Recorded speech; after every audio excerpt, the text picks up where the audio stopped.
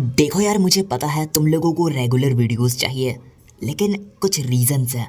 Plus मेरे family में दिक्कत चल रही है। मैं काफ़ी मुश्किल से वीडियोस बना पाता हूँ, वो भी 10 मिनट के। तो मे बी मैं इन फ्यूचर आप लोगों के लिए लॉन्ग वीडियोस लाऊं, प्लस डेली वीडियोस अपलोड करूं। लेकिन अभी मेरे लिए बहुत दिक्कत हो रही है। प्लस मेरी आवाज़ सुन के तुम लोग पता लगा ही सकते हो, मैं सीढ़ी में बैठ के रिकॉर्ड कर रहा हूँ।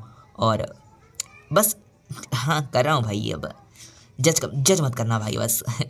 तो अब एंजॉय मारो एपिसोड को, और कमेंट कर देना, दबा के कर देना कमेंट, बस मजा आता है। महल के बाहर कुछ गार्ड्स बात कर रहे थे। एक गार्ड दूसरे गार्ड को कहता है, इवन रॉयल गार्ड भी उतने इम्प्रेसिव नहीं है। दूसरा गार्ड उसकी बातों पर थोड़ा बहुत हाँ करना चाह रहा था, लेकिन वो कुछ भी नहीं बोल पाता। वो दोनों ही गार्ड पीछे आर्या और उसके टीम को देख रहे थे। एक तरीके से वो उनके बारे में ही बात कर रहे थे। अब जब ये गार्ड बेइज्जती मारने लगता है, तब कंफर्म हो जाता है कि ये आर्या और उसके टीम के बारे में ही बात कर रहे थे। अब ये गार्ड कुछ ज्यादा ही बोलने लगता है, और उसके पीछे वो दोनों ही आर्या के गार्ड्स उसे मारने के लिए तैयार थे। लेकिन आर्या आगे से उन दोनों को बोलती है, हे तुम दोनों, कचड़ों को साफ करना हमारा काम नहीं है। सीन कहीं और शिफ्ट होता है, जहाँ बहुत सारे लोग दारू वगैरह पी रहे थे, और इन लोगों ने बहुत सारी लड़कियों को किडनैप कर रखा था। आगे इनका बॉस काफी खुश होते हुए बोलने लगता है, हमें पैसों की चिंता करने की कोई भी जरूरत नहीं है। उस औरत की वजह से हमें कोई भी कंट्री टच तक नहीं कर पाएगी। अब हम लोग कुछ भी कर सकते हैं। वेल, इस बॉस को कोई और दूर से देख रहा था। वो हमारे प्रिंस होते हैं, जो उन्हें दूर से देख रहे थे। और प्रिंस के नीचे हमें आर्या को दिखाया जाता है।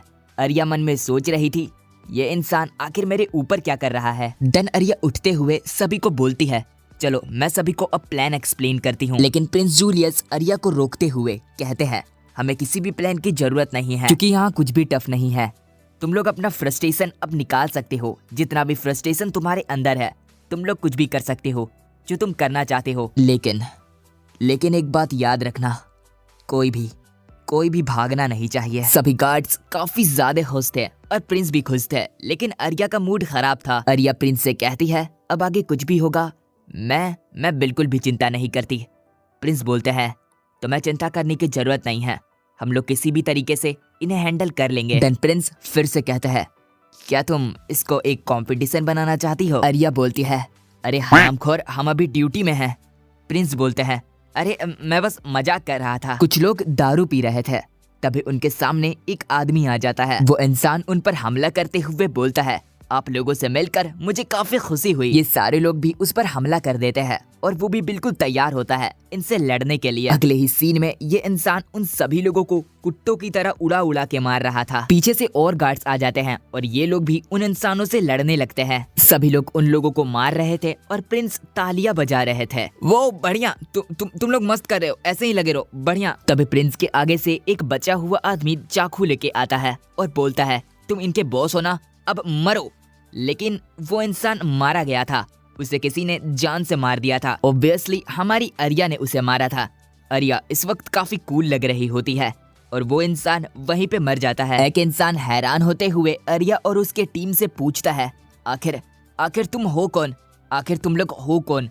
आर्या उसकी तरफ उसे भी मारने के लिए बढ़ती है, और खून के छींटों के साथ उन सभी को मार दिया जाता है। दूसरी तरफ एक गार्ड अपनी सांसें गिन रहा था। तभी सारे गार्ड देखते हैं आर्या और इसकी टीम आ चुकी थी।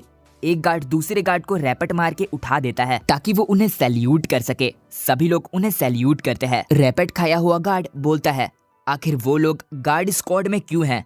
ऊपर वाला गार्ड जिसने उसे रैपट मारा था बोलता है, ये लोग कोई आम गार्ड स्क्वाड नहीं है, तो शांति से अब सैल्यूट करो। हमें आर्या की टीम को दिखाया जाता है, जो कि कूल लग रहे थे। पीछे से वही इंसान बताता है, वो सभी लोग वॉरियर्स हैं, जो कि सिर्फ प्रिंस के ऑर्डर को फॉलो करते हैं। प्रिंस जो बोलते हैं वो गार्ड्स वही करते हैं। जितने भी तुम यहाँ गार्ड्स देख पा रहे हो, जितने भी तुम यहाँ लोग देख पा रहे हो, ये सभी लोग एम्पायर के स्ट्रॉन्गेस्ट नाइट्स हैं। चलते चलते आर्या काफी शांत थी। प्रिंस भी शांति से उन्हें देख रहे थे। तभी प्रिंस आर्या से बोलता है, इम्प्रेसिव, तुम इस बार धीरे नहीं थी, तुमने इस बार काफी अच्छे से मुकाबला किया। आर्या जवाब देती है, ये मेरी इकलौती रियल स्किल है। देन आगे आर्या अपने प्रिंस से बोलती है, योर हाइनेस, मैं आखिर में मैं आपको हरा ही दूंगी अपने इस तलवार से। हैरानी के साथ प्रिंस आर्या की तरफ देखते हैं, और आर्या से खुश होते हुए बोलते हैं, हाँ बिल्कुल, गुड लक। देन आगे आर्या कुछ बोलती है और हमें कोई और ही जगह का सीन दिखाया जाता है। आर्या बोलते जाती है हमें पहले, और हमें एक अनजान इंसान को दिखाया जाता है जो अजीब तरीके की चीज से कुछ कर रहा था। बैकग्राउंड में आर्या वापस बोलती है हमें पहले उस इंसान से मिलना होगा, और हमें उस अनजान इंसान को दिखाया जाता है। सुबह के मौसम के साथ प्रिंस गार्ड को गुड मॉर्निंग बोलते हैं, गार्ड भी उन्हें गुड मॉर्निंग बोलता है। आगे प्रिंस गार्ड से पूछते हैं आर्या कहाँ गई।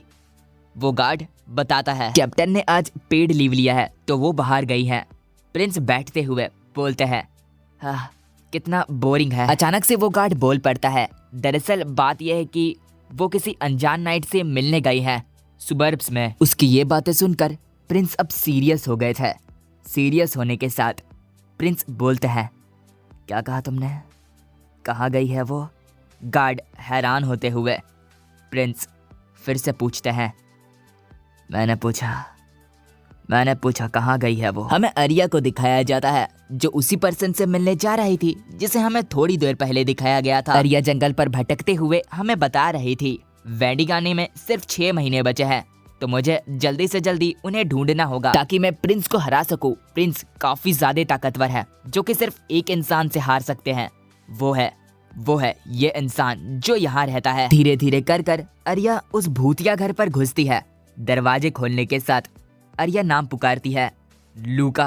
आर्या आवाज लगाती है क्या तुम यहाँ हो लूका, हेलो लूका। वह लूका से कोई भी नहीं सुन रहा था तो आर्या कोई दूसरा ही नाम पुकारती है जिसे बोलना मेरे लिए मुश्किल हो रहा है। वो इंसान कहता है हे लेडी, मुझे इस नाम से मत बुलाओ। आर्या माफी मांगती है मुझे माफ करिएगा, आपसे मिलकर मुझे खुशी हुई। लूका आर्या को सीधा पॉइंट पर आने पे बोलते हैं।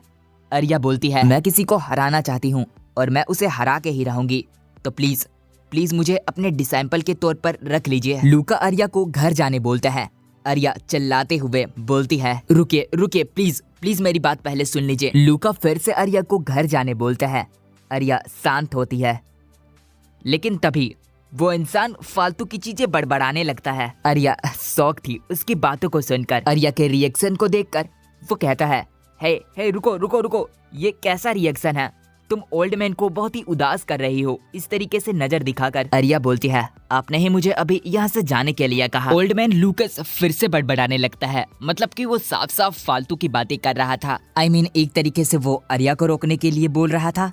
आर्या रुकते हुए बोलती है ठीक है। फिर वो सोच रही थी वो उन्हें डिसेंपल बनाने वाले हैं, लेकिन वो साफ साफ कहता है लेकिन मैं तुम्हें डिसेंपल नहीं बनाऊंगा। आर्या को साफ साफ लग रहा था कि ये इंसान बकवास कर रहा है। लूकस बताता है हाँ, वो एक नाइट हुआ करता था जो कि पूरी टीम को लीड करता था, लेकिन लूकस ने अपनी पूरी जर्नी में कभी भी एक डिसेंपल नहीं रखा और न ही वो आगे रखना चाहता है। वेल स्टाइल मारते हुए लूकस आगे बोलता है कैसा रहेगा अगर तुम मुझे डेट पर जाने के लिए पूछो, मैं तुम्हारे साथ डेट पर जाने के लिए बिल्कुल तैयार हूँ। आर्या साफ साफ लूकस का मजाक बना देती है तो लूकस और नौटंकियां करने लग जाता है। आर्या से ये हजम नहीं हो रहा था, वो अब जाने वाली थी। अब लूकस अपनी नौटंकियां बंद कर सीरियस होते हुए आर्या से पूछता है आखिर तुम हो कौन और कौन सा ऐसा अपोनेंट है जिसे तुम हराना चाहती हो, कौन सा ऐसा अपोनेंट है जिसे तुम हरा नहीं पा रही हो। आर्या जवाब देती है वो प्रिंस जूलियस को हराना चाहती है। लूकस उसे साफ साफ अब जाने को बोल देता है वो इंसान एक मॉन्स्टर है तो ये बिल्कुल ही वेस्ट ऑफ टाइम होगा उसको हराने के बारे में सोचना। आगे आर्या कहती है उसे सब कुछ पता है लेकिन उसके खुद के कुछ रीज़न है जिसकी वजह से वो उन्हें हराना चाहती है और वो पीछे बिल्कुल भी नहीं हट सकती, वो उन्हें किसी भी कीमत में हरा के ही रहेगी, तो प्लीज़ मुझे अपना डिसेपल बना लीजिए। लूकस बोलता है तुम काफ़ी जवान हो। पीछे से प्रिंस आर्या को ढूंढते ढूंढते आ रहे थे।